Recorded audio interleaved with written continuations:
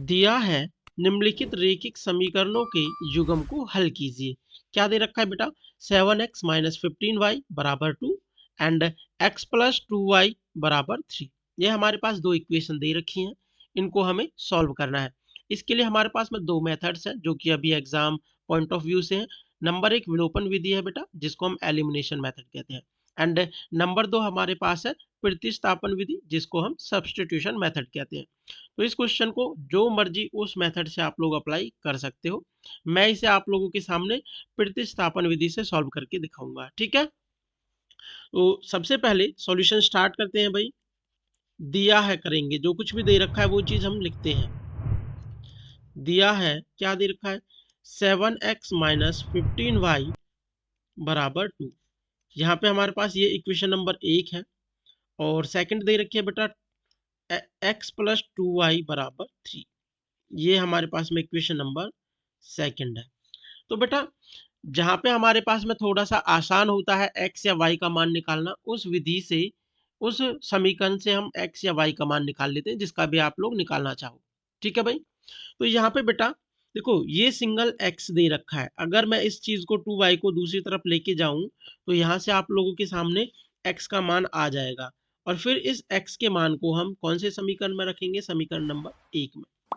वही चीज लिखेंगे यहाँ से, समीकरण 2 से x का मान निकालने पर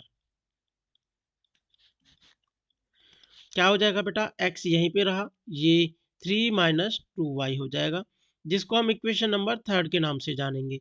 अब इस x के मान को हम, जो इक्वेशन बचती है, कौन सी इक्वेशन बची है? फर्स्ट वाली, इसमें पुट कर देंगे।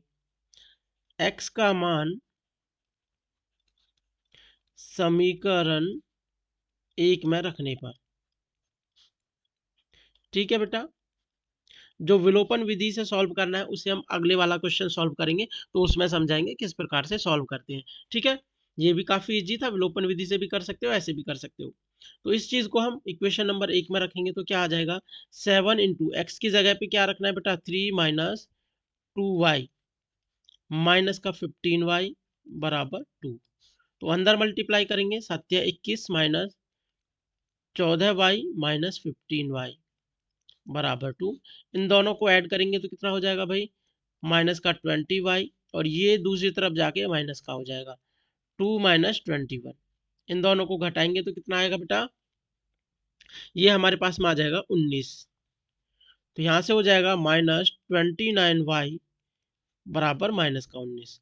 तो माइनस से ये माइनस कैंसिल आउट हो जाएगा भाई। तो y का मान कितना आ जाएगा बेटा? 19/29। तो ये तो आ चुका है हमारे पास में y का मान। अब इस y के मान को कौन से समीकरण में रखेंगे बेटा?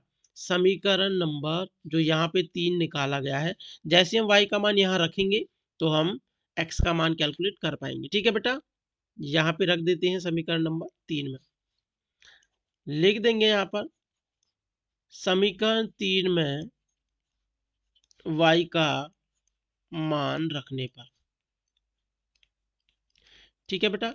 तो समीकरण 3 में y का मान रखेंगे तो x बराबर 3 माइनस 2, y की जगह कितना आ जाएगा? 19/29। 19 दूनी 38 हो जाएगा, 3 माइनस 38/29। इसको जब हम एलसीएम लेके सॉल्व करेंगे बेटा, 29 हमारे पास में एलसीएम आ जाएगा नीचे, 3 की मल्टीप्लाई हो जाएगी 29 के साथ, तो कितना हो जाएगा? ये 87 माइनस 38। अब हमें इसको घटाना पड़ेगा इसमें से। जैसे इसमें से हम घटाएंगे तो ये आएगा बेटा 49/29। तो ये आ चुका है x का मान 49/29। तो यही हमें कैलकुलेट करना था बेटा, x का क्या मान आ रहा है और y का क्या मान आ रहा है, जो कि हम कैलकुलेट कर सकते हैं, देख सकते हैं यहाँ पर। अतः x बराबर 49/29 और y बराबर 19/29 है, ठीक है बेटा। यही जो ऊपर रेखिक समीकरण दे रखा था उसका एक कंप्लीट हल है। इसको आप लोग किसी भी मेथड से कर सकते हो, दोनों मेथड्स आप लोगों के लिए ओपन है। चाहे आप विलोपन विधि का यूज करो या फिर आप लोग प्रतिस्थापन विधि का यूज करो। यहाँ पर मैंने ये प्रतिस्थापन विधि से सॉल्व कर दिया है। आशा करता हूँ बेटा समझ आ गया होगा। अब चलते हैं हम अपने क्वेश्चन नंबर 22 की तरफ।